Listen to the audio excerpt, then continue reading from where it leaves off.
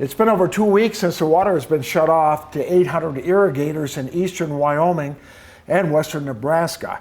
That's 400 ranching and farming families on each side of the border, totaling just over 100,000 acres split evenly between the two states.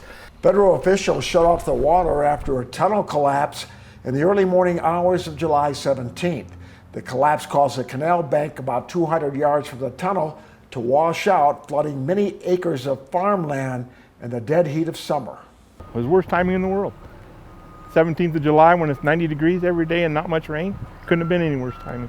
Wyoming Governor Mark Gordon and Nebraska Governor Pete Ricketts have both signed emergency declarations to allow the use of state resources to help fix the collapse.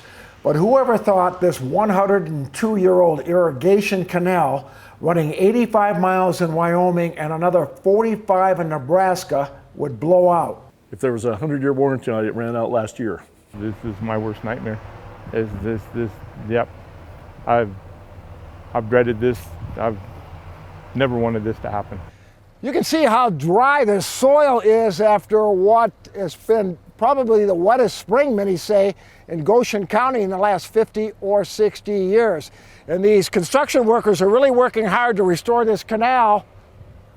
But it's time for Mother Nature to step up to the plate and provide these hardworking farmers and ranchers with some much needed rain.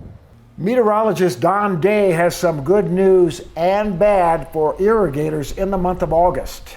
I'm optimistic that irrigators in eastern Wyoming and western Nebraska are going to get some rain, and there could be some pretty good amounts of rain.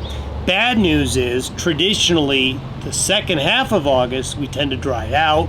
With the rain, and if water is restored in the next 2 or 3 weeks, farmers and ranchers may, and folks, I want to stress may here, may be able to salvage this season with lower crop yields. Any longer could mean disaster for some. Agricultural people in Nebraska and Wyoming, they're the most resilient you're going to come by.